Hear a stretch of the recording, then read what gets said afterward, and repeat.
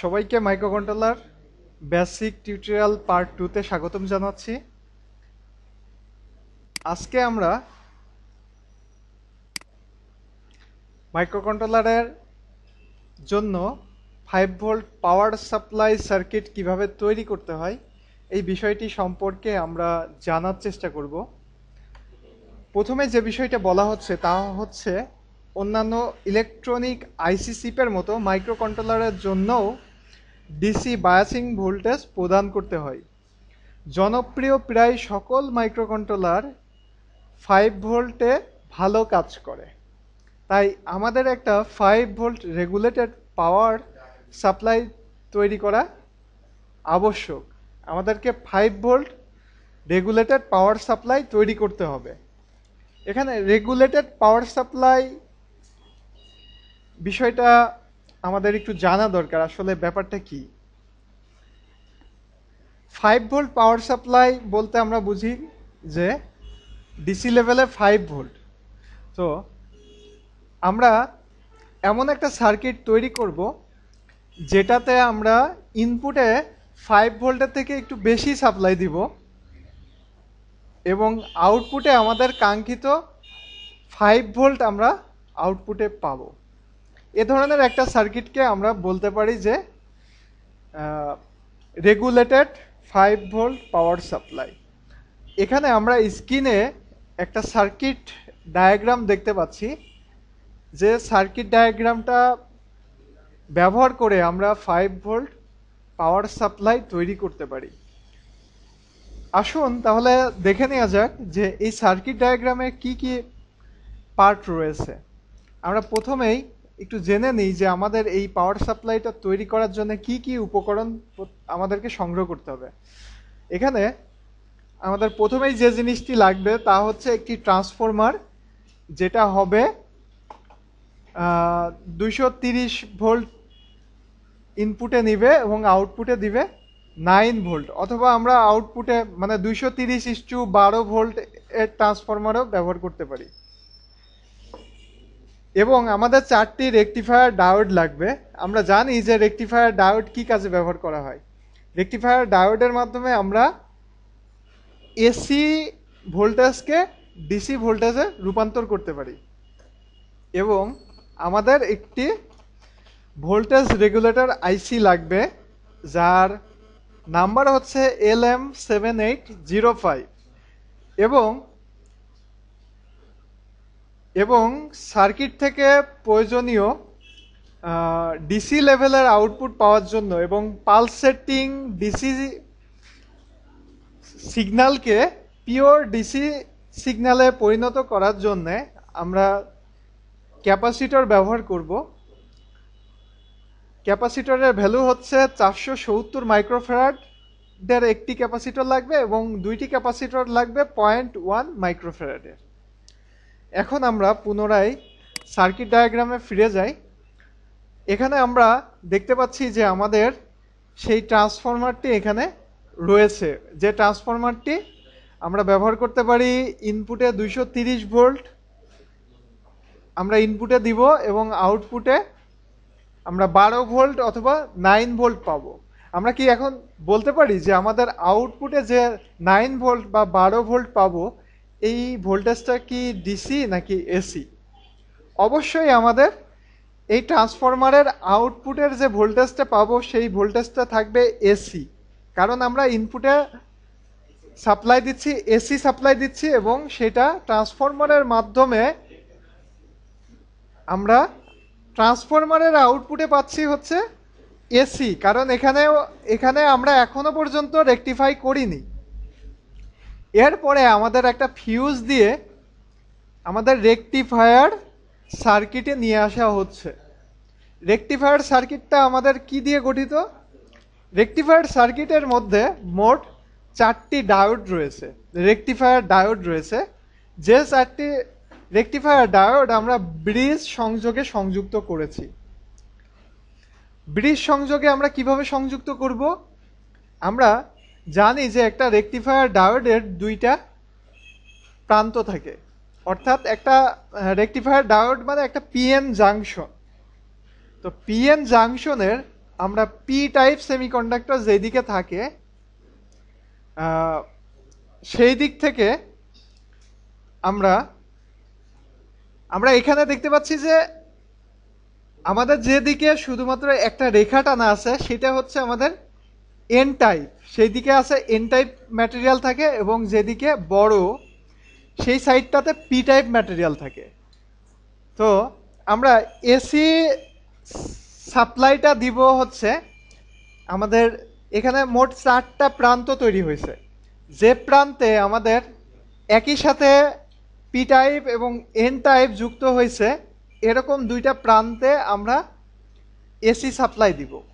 অর্থাৎ আমাদের রেকটিফায়ারের যে আউটপুট, সেই রেকটিফায়ারের আউটপুট আমরা ফিউজের মাধ্যমে নিয়ে এসে আমরা যে প্রান্তে পি টাইপ এবং এন টাইপ উভয় আছে সেই প্রান্তের সাথে সংযুক্ত করব। এরকম 2টা প্রান্ত আছে যেখানে পি টাইপ এবং এন টাইপ দুইটাই আছে, এই 2টা প্রান্তে আমরা সেইটা দেখতে পাচ্ছি। এবং আমরা যেখানে শুধুমাত্র এন টাইপ যুক্ত আছে সেখান থেকে আমরা পজিটিভ আউটপুট পাবো, এবং যেটাতে পি টাইপ যুক্ত আছে সেখান থেকে আমরা নেগেটিভ আউটপুট পাবো। তো যার কারণে আমরা এই 2টা পিন থেকে আমরা 2টা আউটপুট নিয়ে এসে আমরা 470 মাইক্রোফ্যারাডের একটা ক্যাপাসিটরে সাথে যুক্ত করেছি। এই ক্যাপাসিটরের কাজ কি হচ্ছে, আমরা যদি এখানে ক্যাপাসিটর না ব্যবহার করি সেক্ষেত্রে আমাদের কি হবে, একটা এসি সিগন্যালকে ডিসি লেভেলে নিয়ে আসবে, কিন্তু তার মধ্যে একটা পালসেটিং সিগন্যাল থেকে যাবে। আমরা জানি যে একটা ডিসি সিগন্যাল হচ্ছে শুধুমাত্র একটা নির্দিষ্ট একটা ভোল্টেজ লেভেল, যেখানে টাইমের সাথে কোনো ভেরিয়েশন থাকবে না, ভোল্টেজের কোনো ভেরিয়েশন থাকবে না। কিন্তু আমরা যদি এখানে ক্যাপাসিটর না ব্যবহার করি তাহলে আমাদের সিগন্যালটা ডিসি লেভেলে থাকবে, কিন্তু টাইমের সাথে একটা ভেরিয়েশন তৈরি হবে। তো আমরা ক্যাপাসিটর ব্যবহার করলে সেই ভেরিয়েশনটা দূর হয়ে যাবে এবং আমরা মোটামুটি একটা ভালো ডিসি ভোল্টেজ পাবো। এরপরে আমাদের আছে একটা ভোল্টেজ রেগুলেটর সার্কিট, যেটা 7805 আইসি দিয়ে গঠিত। এবং আমরা এই সার্কিটে যাতে কোনো নয়েজ সিগন্যাল তৈরি না হয় সেই জন্য আমরা 2টা ক্যাপাসিটর ব্যবহার করেছি, যেটার ভ্যালু হচ্ছে 0.1 মাইক্রোফ্যারাড। এইভাবে আমরা আমাদের মাইক্রোকন্ট্রোলারে পাওয়ার সাপ্লাই প্রদান করার জন্য আমরা 5 ভোল্ট রেগুলেটেড পাওয়ার সাপ্লাই তৈরি করতে পারবো। যে কথাগুলো আমি এতক্ষণ বললাম এই বিষয়টি এখানে লেখা আছে, আমরা একটু পড়ে দেখি। সার্কিটে ব্যবহৃত ট্রান্সফরমারটি একটি সাধারণ মানের 230:9 ভোল্টের স্টেপ ডাউন ট্রান্সফরমার, বা এখানে 230:12 ভোল্টের ট্রান্সফরমার ব্যবহার করলেও কোনো সমস্যা হবে না। 230:9 ভোল্ট ট্রান্সফরমার 230 ভোল্ট এসি ইনপুটে গ্রহণ করে এবং আউটপুটে 9 ভোল্ট এসি প্রদান করে, এবং 230:12 ভোল্ট ট্রান্সফরমার 230 ভোল্ট এসি ইনপুটে গ্রহণ করে এবং আউটপুটে 12 ভোল্ট এসি প্রদান করে। 4টি IN4007 ডায়োড ব্যবহার করে একটি ব্রিজ রেকটিফায়ার সার্কিট তৈরি করে রেকটিফিকেশন কার্য সম্পাদন করা হয়েছে, যার মাধ্যমে ট্রান্সফরমারের আউটপুটে 9 ভোল্ট এসিকে 9 ভোল্ট ডিসি করা হয়েছে। ব্রিজ রেকটিফায়ার সার্কিটের আউটপুটে সাধারণত পালসেটিং ডিসি পাওয়া যায়, যার মধ্যে এসির প্রভাব থাকে। তাই একটা 470 মাইক্রোফ্যারাড ক্যাপাসিটর ব্যবহার করে পালসেটিং ডিসিকে স্মুথ ডিসি করা হয়। সার্কিট ডায়াগ্রামে প্রদর্শিত LM7805 ভোল্টেজ রেগুলেটর আইসি এবং 2টি 1 মাইক্রোফ্যারাড ক্যাপাসিটর ব্যবহার করে 9 ভোল্ট বা 12 ভোল্ট ডিসিকে রেগুলেটেড 5 ভোল্টে নিয়ে আসা হয়, যা মাইক্রোকন্ট্রোলারের বায়াসিং করার জন্য উপযোগী। এই হচ্ছে আমাদের পাওয়ার সাপ্লাই সম্পর্কিত বিষয়। এখন আমরা মাইক্রোকন্ট্রোলারের কিছু ইন্টারনাল কিছু বিষয় সম্পর্কে জানব, আর সেই বিষয়টি হচ্ছে মেমোরি। আমরা পার্ট 1-এ দেখেছি যে আমাদের মাইক্রোকন্ট্রোলারের মধ্যে অনবোর্ড কিছু মেমোরি আছে। তো আমরা আজকে মেমোরি অর্গানাইজেশন সম্পর্কে জানার চেষ্টা করব। এখানে যে ব্যাপারটি বলা হচ্ছে যে মাইক্রোকন্ট্রোলার প্রজেক্ট তৈরি করার ক্ষেত্রে পিআইসি সিরিজের মাইক্রোকন্ট্রোলার সমূহ ব্যবহার করা খুব ভালো সিদ্ধান্ত হতে পারে। এখন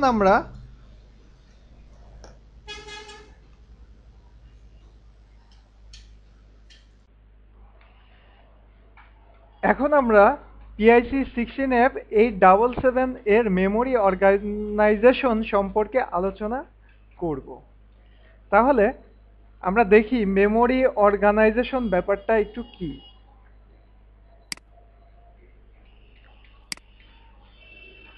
আমরা এখানে PIC 16F877 মাইক্রোকন্ট্রোলারের মেমোরি অর্গানাইজেশনের ব্লক ডায়াগ্রামটি আমরা এখানে দেখতে পাচ্ছি। তো এখানে আমরা শুধুমাত্র একটা অংশ আমরা দেখতে পাচ্ছি এবং পরবর্তীতে মেমোরি অর্গানাইজেশনে আরও কিছু বিষয় আছে, সেই ব্যাপারটি আমরা পরবর্তীতে দেখব। তো মেমোরি অর্গানাইজেশন এটা তিনটা ভাগে বিভক্ত। PIC 16F87 মাইক্রোকন্ট্রোলারের মেমোরি অর্গানাইজেশন তিনটা ভাগে বিভক্ত, যার মধ্যে একটা পার্ট হচ্ছে প্রোগ্রাম মেমোরি, আরেকটা হচ্ছে ডাটা মেমোরি এবং অপরটা হচ্ছে ইপিরোম ডাটা মেমোরি। তা আমরা প্রথমেই প্রোগ্রাম মেমোরি সম্পর্কে একটু জেনে নেই। প্রোগ্রাম মেমোরি হচ্ছে এমন একটা মেমোরি যা আমরা মাইক্রোকন্ট্রোলারের জন্য যে কোনো প্রোগ্রাম আমরা লিখি তা ধারণ করে রাখে। প্রোগ্রাম কাউন্টারের মাধ্যমে মেমোরি লোকেশন নির্বাচিত করে সেখানে প্রোগ্রামের ডাটাসমূহ একের পর এক জমা রাখে। এটাই হচ্ছে প্রোগ্রাম মেমোরির কাজ।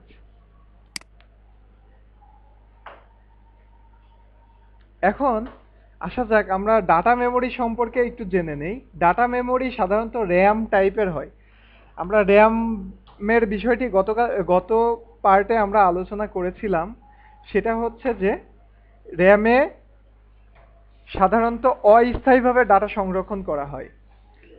ডাটা মেমোরি সাধারণত র্যাম টাইপের হয়, যেটা স্পেশাল রেজিস্টার যেমন এসএফআর অর্থাৎ স্পেশাল ফাংশন রেজিস্টার এবং জিপিআর অর্থাৎ জেনারেল পারপাস রেজিস্টার এই রেজিস্টার সমূহ ধারণ করে।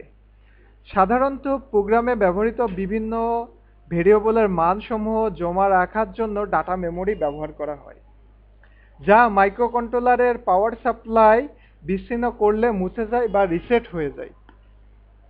আমরা যখন মাইক্রোকন্ট্রোলার ব্যবহার করে কোনো প্রজেক্ট তৈরি করি তখন সেই প্রজেক্টে আমরা বিভিন্ন ধরনের সেন্সর ব্যবহার করতে পারি। সেন্সর থেকে যখন কোনো ডাটা আসে সেই ডাটাটা বিভিন্ন ভেরিয়েবলে জমা থাকে অস্থায়ীভাবে।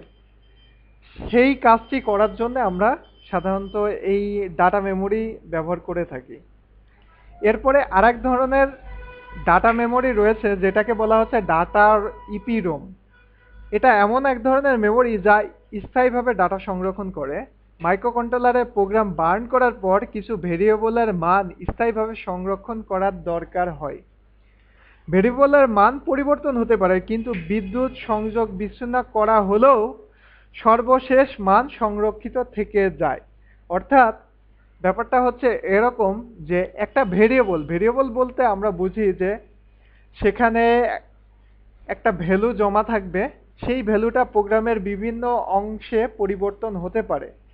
কিন্তু যখন আমাদের মাইক্রোকন্ট্রোলার সার্কিটে যখন পাওয়ার সাপ্লাই বিচ্ছিন্ন করা হবে তখনও একটা ভ্যালু সেই মেমোরি লোকেশনে জমা থাকবে। সেই ভ্যালুটা হবে পাওয়ার সাপ্লাই থাকা অবস্থায় সর্বশেষ যে ভ্যালুটা, সেই ভ্যালুটা মেমোরিতে সংরক্ষিত থাকবে। এই ধরনের মেমোরিকে আমরা বলতেছি ডাটা ইপিরোম। প্রোগ্রাম মেমোরি এবং ডাটা মেমোরি ব্যবহার হয় একটা প্রোগ্রামকে এক্সিকিউট করার জন্য, আর ডাটা ইপিরম ব্যবহার করা হয় প্রোগ্রামের ফলাফল জমা রাখার জন্য এবং স্থায়ীভাবে ডাটা সংরক্ষণ করার জন্য।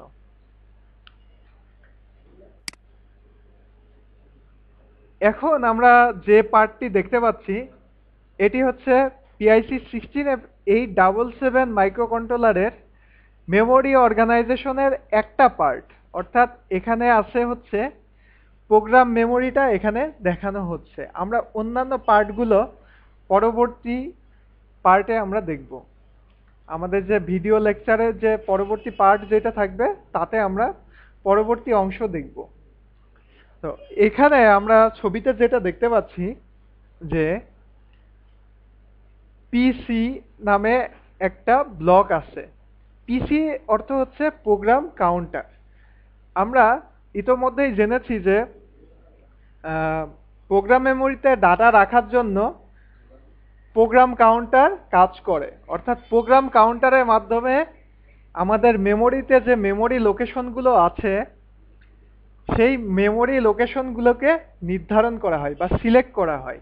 তা আমাদের PIC 16F877 মাইক্রোকন্ট্রোলারে মোট 13 বিটের একটি প্রোগ্রাম কাউন্টার রয়েছে, যে প্রোগ্রাম কাউন্টারটি মোটামুটি 8 কিলো ওয়ার্ডের প্রতিটা 18 বিটের 8 কিলো ওয়ার্ডের প্রোগ্রাম মেমোরিকে সিলেক্ট করতে পারে। এই ব্যাপারটি আমরা একটু ক্লিয়ার হয়ে নিই যে এই যে আমরা বললাম যে 8 কিলো ওয়ার্ডের প্রতিটা 14 বিটের 8 কিলো ওয়ার্ড প্রোগ্রাম মেমোরি রয়েছে এর মধ্যে। আমরা যদি একটু ক্যালকুলেটরে গিয়ে ক্যালকুলেশন করি তাহলে আমাদের পুরো বিষয়টি আমাদের কাছে পরিষ্কার হয়ে যাবে। আমরা এখানে দেখতে পাচ্ছি যে রিসেট ভেক্টর নামে একটা ব্লক রয়েছে। এই ব্লকের পাশে লেখা আছে 0000H। এখানে H দিয়ে বোঝানো হচ্ছে যে এটা একটা হেক্সাডেসিমেল একটা নাম্বার, অর্থাৎ এই রিসেট ভেক্টর যে ব্লকটি আছে, যে মেমোরি লোকেশনটি আছে, এই লোকেশনের মেমোরি অ্যাড্রেস হচ্ছে 0000H। এখান থেকে শুরু করে আমাদের সর্বশেষে একটা নাম্বার আছে, এই নাম্বারটি হচ্ছে 1 এবং তারপরে শেষে আছে 3টা F। তো আমরা একটু এই হেক্সাডেসিমেল নাম্বারটিকে একটু কনভার্ট করে দেখি যে এই নাম্বারটির ডেসিমেল ভ্যালু কত হয়। আমরা প্রথমে হেক্সাডেসিমেলে নাম্বার নেই।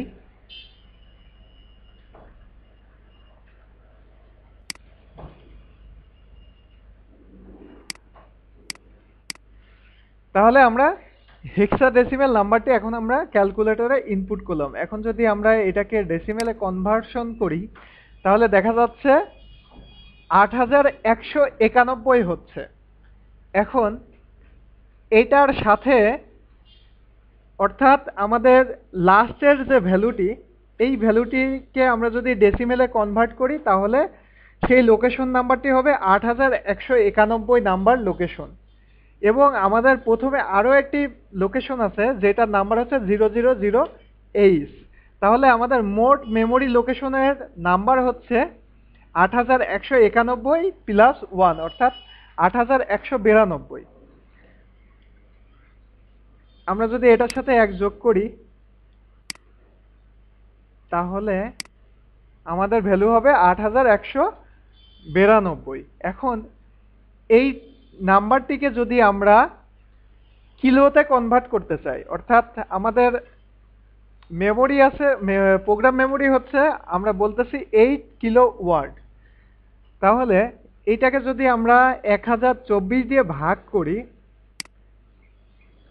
1024 ভাগ করলে আমরা দেখতে পারবো যে আমরা 8 দেখতে পাচ্ছি, অর্থাৎ আমাদের 8 কিলো ওয়াট মেমোরি লোকেশন এখানে আছে, যেটা আমরা হেক্সাডেসিমেল নাম্বার দিয়ে আমরা সিলেক্ট করতেছি। এই হচ্ছে PIC 16F877 মাইক্রোকন্ট্রোলারের প্রোগ্রাম মেমোরি। এখন আমরা পরবর্তীতে অন্যান্য মেমোরি সম্পর্কে আমরা জানব। এখন আমরা একটি গুরুত্বপূর্ণ বিষয় আমরা আলোচনা করব, সেটা হচ্ছে যে আমাদের মাইক্রোকন্ট্রোলারটিকে প্রোগ্রাম করতে হলে, অর্থাৎ মাইক্রোকন্ট্রোলারের মধ্যে প্রোগ্রাম লোড করতে হলে আমাদের যে জিনিসটি দরকার হবে, যে হার্ডওয়্যারটি দরকার হবে, সেটা হচ্ছে প্রোগ্রাম বার্নার। অর্থাৎ এই হার্ডওয়্যারটি ব্যবহার করে আমরা মাইক্রোকন্ট্রোলারের মধ্যে আমাদের ডেভেলপ করা প্রোগ্রাম আমরা লোড করতে পারবো। এখানে আমরা নিচে একটি ওয়েবসাইটের অ্যাড্রেস দেখতে পাচ্ছি। তো এই অ্যাড্রেসে যদি আমরা যাই, তাহলে এই বার্নারটি তৈরি করার জন্যে যে হার্ডওয়্যার লাগবে এবং যে সার্কিট ডায়াগ্রাম লাগবে, সেই সার্কিট ডায়াগ্রাম এখানে দেয়া আছে। তো আমরা ইচ্ছা করলে নিজেরাও এই অ্যাড্রেসে গিয়ে আমরা সার্কিট ডায়াগ্রাম সংগ্রহ করে এবং এই হার্ডওয়্যারটি তৈরি করতে গেলেও আমাদের একটি মাইক্রোকন্ট্রোলার লাগবে। তো সেই মাইক্রোকন্ট্রোলারে প্রোগ্রাম লোড করার জন্য আমাদের অন্য আর একটা প্রোগ্রাম বার্নার লাগবে, অবশ্যই লাগবে। তো এবং সেই মাইক্রোকন্ট্রোলারটিতেও আমাদের একটি প্রোগ্রাম লোড করা থাকতে হবে, যে প্রোগ্রাম দিয়ে এই বার্নার সার্কিটটি কাজ করে থাকে।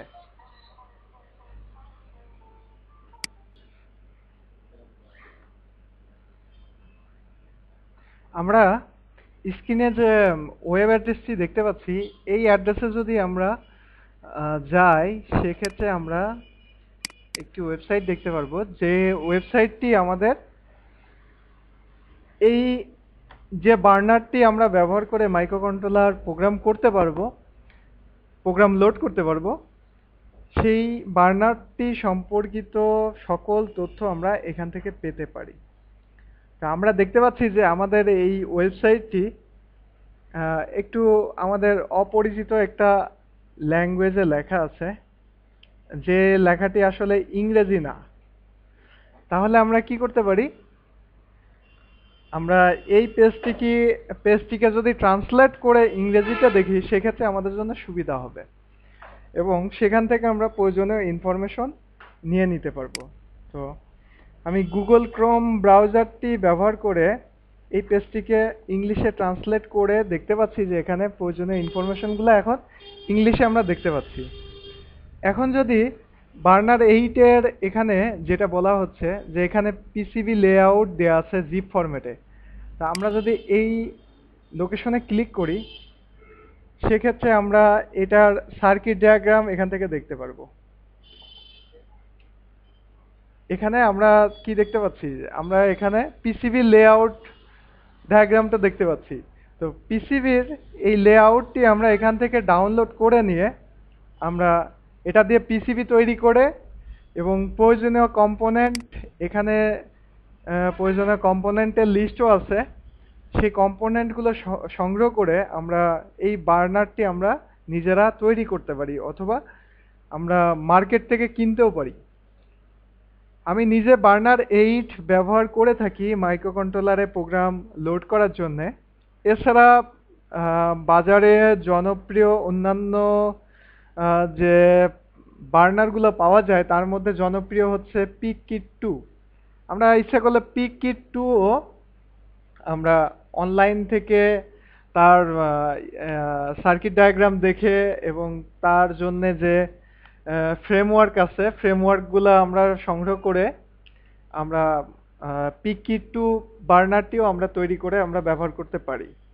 তো যেহেতু আমি পিক বার্নার 8 ব্যবহার করি, যার কারণে আপনাদের সাথে পিক বার্নার 8-এর ব্যাপারটি শেয়ার করলাম। এবং বিভিন্ন ধরনের মডেল আছে। তো আমার কাছে মনে হয় যে এখানে যে পিক বার্নার 8-এর যে ভার্সন 4 আছে, আমরা ভার্সন 4টি খুব সহজেই আমরা তৈরি করতে পারবো। এখানে মাত্র একটি মাইক্রোকন্ট্রোলার ব্যবহার করা আছে এবং কয়েকটি ট্রানজিস্টর এবং কিছু রেজিস্ট্যান্সের সমন্বয়ে আসলে এই সার্কিটে তৈরি, এবং আমরা খুব সহজে এই সার্কিটে তৈরি করতে পারবো। কিন্তু আমাদের যেটা সমস্যা সেটা হচ্ছে যে আমাদের মিনিমাম পূর্ব থেকে একটা বার্নার তৈরি থাকতে হবে, না হলে আমরা এই বোর্ডে যে মাইক্রোকন্ট্রোলারটি ব্যবহার করা হচ্ছে এই মাইক্রোকন্ট্রোলারটিকে আমরা প্রোগ্রাম করতে পারবো না। তো এই জন্য আমরা যার কাছে বার্নার আছে এরকম কারো কাছ থেকে আমরা বার্নারটি সংগ্রহ করে আমরা ওই বা তার কাছে গিয়ে আমরা মাইক্রোকন্ট্রোলারটি নিয়ে গিয়ে প্রয়োজনীয় ফ্রেমওয়ার্কটি আমরা লোড করে নিয়ে আসতে পারি, এবং আমরা এভাবে আমরা বার্নারটি তৈরি করে নিজেরা ব্যবহার করতে পারি।